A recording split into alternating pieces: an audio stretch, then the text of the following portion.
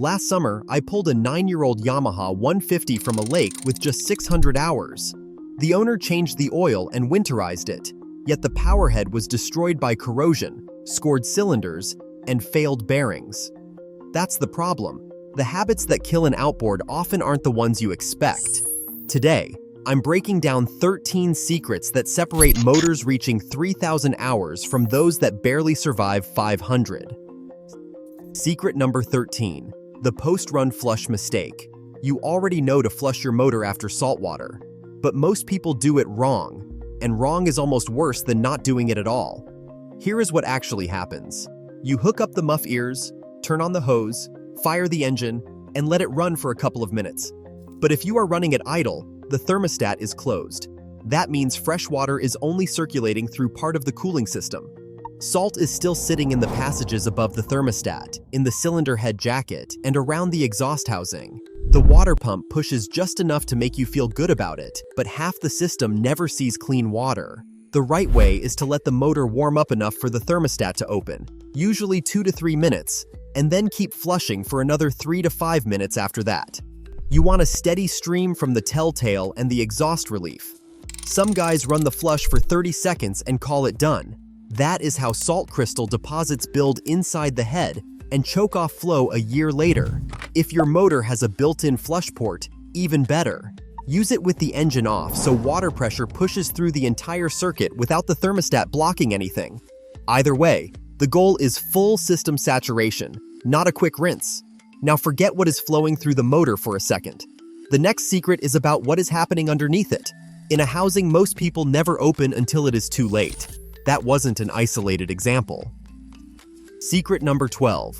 Lower unit oil tells the truth. Your gear case oil is the cheapest diagnostic tool you will ever use, and almost nobody reads what it is saying. Every 100 hours, or at least once a season, drain your lower unit oil into a clear container. Not just check the level, drain it and look. Clean gear oil comes out translucent green or amber. Milky white means water got in through a prop shaft seal, shift shaft seal, or housing gasket. Dark gray with metallic flake means metal shearing off the gears. Either one is a ticking clock. I had a guy bring me a 90-horse Mercury. His lower unit oil looked like a chocolate milkshake. Water had been mixing with gear lube for an entire season. Both bearings were pitted. Gears had surface rust. Whole unit needed a rebuild. $1,200 because he skipped a 5-minute drain that would have caught it in week 1. If you run in shallow water, around sand, or over oyster beds, check it every 50 hours instead of the standard 100. Prop seal damage from fishing line or debris accelerates the timeline. A quart of gear lube costs $4. An eye on the color costs nothing. Speaking of things that cost almost nothing but save thousands, the next secret is a sacrificial part designed to die so your motor does not. Secret number 13 got your cooling passages clean. Number 12 told you what your gear oil is hiding. But none of that matters if your motor is being eaten alive from the outside by a process most owners do not understand until they see the damage. The same principle applies here. Secret number 11. Anode accountability. Zinc anodes or magnesium anodes on freshwater rigs exist for one purpose. They corrode instead of your motor. Two different metals in water create a battery effect, and the less noble metal sacrifices itself. When it is gone, the electrical current starts eating your lower unit housing, your trim tabs, and any aluminum it can find. The rule is simple. Replace anodes when they are 50% eroded, not 80, not when they crumble in your hand. Half gone means swap them. Here is where most people get tripped up. If you trailer your boat and run in both salt and fresh water, you need zinc for salt, magnesium for fresh. Running zinc in pure fresh water does almost nothing because fresh water does not conduct well enough to activate it. Running magnesium in salt water burns the anode in weeks. Know your water, match your metal, and never paint over an anode. I have seen it. Owner thought his anodes looked ugly, so he hit them with bottom paint. That insulates the anode from the water and completely defeats its purpose. Your motor's aluminum becomes the new sacrifice. That mistake cost him a lower unit housing. Now we have talked about corrosion from the outside. The next threat comes from what you are pouring into the tank before every trip. Now compare that with this. Secret number 10. The ethanol time bomb. Ethanol-blended fuel is the single biggest silent killer of outboard fuel systems in the last 20 years, and the damage starts the moment the boat sits still. E10 gasoline absorbs moisture from the air. It is called phase separation. When enough water gets absorbed, the ethanol and water drop to the bottom of your tank as a corrosive soup, and pure unstabilized gasoline floats on top. That layer is acidic enough to eat rubber fuel lines, dissolve old fiberglass tank coatings, and corrode aluminum carb bodies from the inside. And your engine tries to burn it first because the fuel pickup sits at the bottom. The fix is a three-part discipline. First, use a fuel stabilizer with ethanol treatment every single fill-up, not just for storage. Second, keep the tank as full as practical to minimize the airspace where moisture condenses. Third, if the boat sits for more than 3 weeks, run the engine for 10 minutes to circulate stabilized fuel through the entire system. One more thing, if you still have rubber fuel lines from before 2010, replace them. Older lines were not rated for ethanol, and they break down internally, sending tiny rubber particles into your fuel system that clog filters and stick injectors. A fuel line replacement costs a couple $100. A new VST Plus injector service runs $800 to $1,500. Freeze the frame on that last point for a second, because clogged injectors lead directly into the next secret, and it is one of the most misdiagnosed problems in outboard service. And with that in mind, let's continue. Secret number 9, the water separator ritual. Your fuel filter water separator is the most important $10 part on your boat, and most people treat it like it is optional. Fuel enters the separator bowl, water and debris settle to the bottom, clean fuel exits out the top. Simple, but only if you actually drain the bowl and replace the filter on schedule. Drain the separator bowl before every trip. 30 seconds. Twist the petcock, let water dribble out, close it. Replace the filter element every 50 hours or at minimum once a year. If you fuel up at small marina pumps that do not turn over inventory fast, check it more often. You would be surprised how much sediment comes out of those low-volume fuel docks. Here is the mistake I see constantly. Owner notices the motor sputtering at high RPM, losing power on plane, takes it to a shop, pays $200 for a diagnostic, and the tech finds a filter so clogged it looks like a brown sock. Starving the engine for fuel at wide-open throttle leans out the mixture, raises combustion temps, and can score pistons, all because a $10 filter sat there forgotten. That covered what goes into the engine. Now let us talk about what comes out of it, specifically the stream of water that most owners glance at but never truly read. Here's another piece of the puzzle. Before we continue, there's a reason half of this is knowledge a shop would rather keep on the clock at 100 an hour. The complete field archive goes where this channel can't. The full playbook, uncut. The habits that keep an outboard running 30 years, and the thousands they save you. The code on your screen gets you in. Scan it, and let's get back to the motor. Secret number 8, telltale literacy. That little stream of water shooting out the back of your motor is not decoration. It is a real-time health monitor running every second the engine is on. A strong, steady stream means the water pump is circulating and cooling passages are clear. A weak or absent stream means something is failing. But here is what separates experienced operators from everyone else. The telltale also reveals partial blockages that are not yet critical. If the stream used to arc out 6 inches and now it barely dribbles, your impeller is likely worn or a passage is starting to clog. Catch it now, and you replace an impeller for $40. Miss it, and you overheat the power head, warp a cylinder head, and blow a head gasket. $2,000 to $4,000 lesson. Also watch the temperature of the water coming out. If you can hold your finger in the stream comfortably, the thermostat is working. If it burns, the motor is running above safe temperature and you need to shut down. No gauge on the dash tells you what the telltale tells you if you pay attention. And that brings up the part responsible for pushing that water in the first place. A rubber component that has a hard expiration date whether you can see where or not. So let's keep going. Secret number 7, impeller replacement is not optional.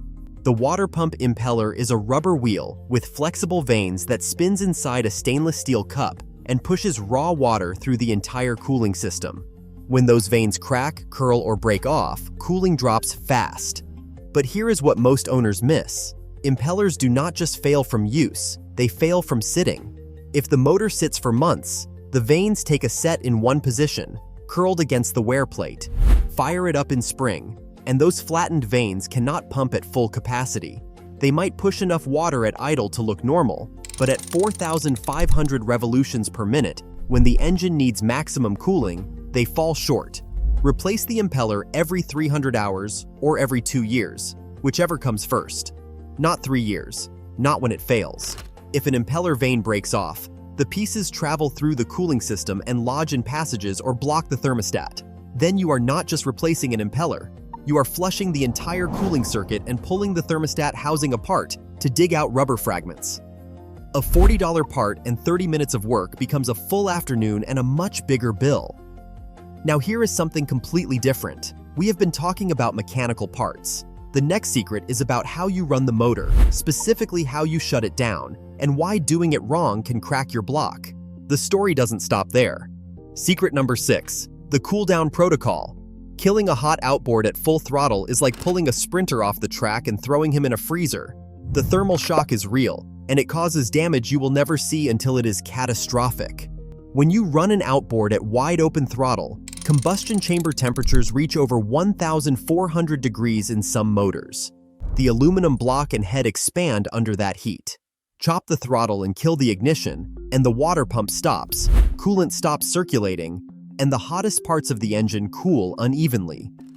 On aluminum power heads, that causes micro-warping of the head surface and stress cracking around bolt bosses over time. It does not happen once and break. It happens over dozens of cycles until one day you have a compression loss you cannot explain. The fix is free. Before you shut down, bring the motor back to idle for 2 to 3 minutes. Let coolant circulate through the fully warmed engine and allow temps to equalize. Then kill it. This is especially important on 2-strokes and direct injection 4-strokes that run hotter by design. Staying with how you handle the throttle. The next secret is not about shutting down. It is about the first 10 minutes after you start up, and why most owners are doing damage before they even leave the dock. And there's another angle to this. Secret number 5, the cold load mistake. Slamming the throttle on a cold outboard is the marine equivalent of sprinting the second you roll out of bed. Everything is tight, oil has not fully circulated, and clearances have not expanded to operating specifications yet. Outboard engines have tighter piston-to-cylinder wall clearances than many car engines because they are designed to operate at higher revolutions per minute while carrying a heavy, continuous load. When the engine is cold, the metal components have not yet expanded to their normal operating dimensions, so those clearances are at their tightest. That is why immediately pushing the throttle to high revolutions per minute after startup can be harder on the engine than it feels. Until the oil reaches operating temperature and properly circulates through the engine, lubrication is not at its ideal level, and the pistons, rings, and cylinder walls are working under conditions that can accelerate wear. Repeated cold operation at high revolutions per minute can gradually leave scoring and wear patterns that may be invisible from the outside and impossible to detect during normal use. You may not notice anything is wrong until hundreds of hours later, when compression begins falling and the engine starts showing symptoms that trace back to those early moments of abuse. An engine that could have reached 2,000 hours may instead begin showing serious wear around 800. Here is what the long-haul owners do. Idle for 1 to 2 minutes at the dock, then run at 2,000 to 2,500 revolutions per minute for the first 5 to 8 minutes. No planing, no wide-open throttle. Let the oil warm, let the thermostat open, let everything reach operating temperature. This also lets the telltale stabilize so you can confirm flow before you are a mile offshore with a problem. You have heard me talk about oil, cooling, and fuel, but there is a mechanical system on every outboard that gets almost zero attention until it fails at the worst possible moment. That wasn't the end of the story. Secret number 4, steering and control cable neglect. Your throttle and shift cables are steel wires running inside plastic-lined housings, and they corrode from the inside out where you cannot see it. When a throttle cable starts to bind, the symptom is subtle at first. Slightly stiff lever action, a throttle that does not snap back to idle cleanly, or a shift that clunks instead of clicking can seem like minor annoyances. Most owners just push harder and move on. The problem is that those symptoms can be early warnings that the control cable is corroding, binding, or beginning to fail internally. Eventually, that resistance can become a complete seizure, potentially leaving the engine stuck in gear when you least expect it. That is not just an inconvenience at the dock. That is a Coast Guard story waiting to happen when you lose proper throttle or shift control away from shore. At minimum, once a year, disconnect the cables at the engine end and move them through their entire range by hand, checking for any roughness, stiffness, or hesitation. If they do not move smoothly, replace them rather than trying to force them back into service. If they are serviceable, use a proper marine-grade cable lubricant designed for control cables. Do not reach for WD-40 as a substitute. It is not a long-term cable lubricant and can displace protective lubrication while leaving the mechanism vulnerable to moisture. If a cable feels gritty or does not slide freely after lubing, replace it before your next trip. Cables run $40 to $90 each. The peace of mind is worth more than the part. Now here is one that directly protects the most expensive component of your entire rig, your power head. And almost nobody does it because it is not in the owner's manual. Now let's shift gears. Secret number 3, fogging is not just for winterization. Most people think of fogging oil as a winterization step. Spray it in the cylinders, put the cover on, and walk away until spring. But fogging has a second application that barely anyone uses: mid-season corrosion prevention during extended downtime. If your boat sits for 3 weeks or more between uses, the cylinder walls start to develop surface corrosion. Raw water residue, humidity, and salt air combine to create a micro-layer of oxidation on the cylinder bore. When you fire it up again, the piston rings have to scrape through that layer of oxidation as they move up and down the cylinder walls. And some of that corrosion can act like abrasive material, gradually scoring the bore. One storage cycle may not cause an obvious problem, but repeated cycles of sitting, oxidizing, and restarting can add up to measurable cylinder wear over the years. The fix is simple if you know the boat is going to sit for more than 2 or 3 weeks. Pull the spark plugs, spray roughly a 3-second burst of fogging oil into each cylinder, and then rotate the engine over by hand a couple of times to distribute the oil across the cylinder walls. Reinstall the plugs and cover the motor. That thin protective film gives the rings and cylinder walls lubrication during the next startup, reducing the amount of dry contact that occurs before normal oil circulation is restored. It is a small maintenance step, but repeated over several years, it can make a meaningful difference in how well the engine survives long periods of sitting. That oil film seals the bore surface against moisture for weeks. Takes 5 minutes. Costs $2 worth of fogging oil. Prevents cylinder wear that no oil change can undo. But we're not done yet. Secret number 2. Prop inspection is engine inspection. Your propeller is not just a thrust device. It is a direct window into what your engine is dealing with. A dinged, bent, or unbalanced prop creates vibration that transmits straight up the prop shaft into the lower unit bearings, through the drive shaft, and into the power head mounts. That vibration accelerates wear on every rotating component in the drivetrain. I pulled a prop off a center console last fall that had 2 blades with edge damage from crab pot lines. The owner said it ran fine, maybe at idle, but at 5,000 RPM, that imbalance was hammering the carrier bearing every rotation. 60 rotations per second of unbalanced force. The bearing was already showing play. Pull the prop every 50 hours. Look for nicks, bends, cracks, and fishing line wrapped around the shaft behind the prop. Fishing line is especially destructive because it works into the prop shaft seal and cuts through the rubber, letting water into the lower unit. That connects directly back to secret number 12. One damaged seal leads to contaminated gear oil, leads to a rebuild. It all starts with the prop. The next one fills in the gaps. Secret number 1. Hour-based maintenance, not calendar guessing. This is the single most important habit that separates dead outboards from legendary ones. Stop maintaining your motor by feel and start tracking actual engine hours. Every outboard made in the last 15 years has a built-in hour meter or accepts one for under $30. Yet most recreational owners have no idea how many hours are on their motor. They say things like, "I changed the oil last spring," or "I think it has been a few seasons since I did the impeller."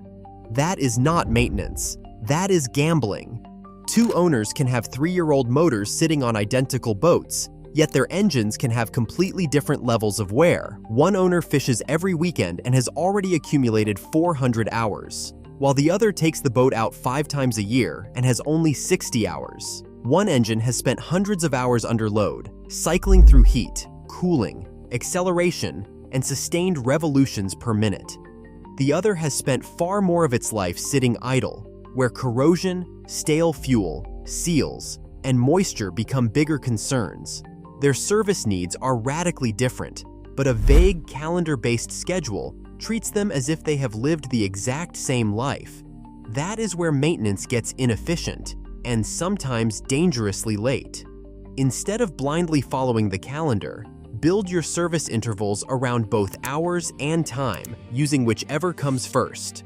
Set up your intervals like this: oil and filter every 100 hours, lower unit oil every 100 hours, fuel filter every 50 hours or annually, impeller every 300 hours or 2 years, spark plugs every 200 to 300 hours, anodes inspected every 50 hours. Write it on a card zip-tied to the engine cowl if you have to. When the number hits, you do the work. The motors that reach 3,000 hours without major work are not lucky. They are tracked. Found this helpful? Subscribe and join us for another deep dive soon.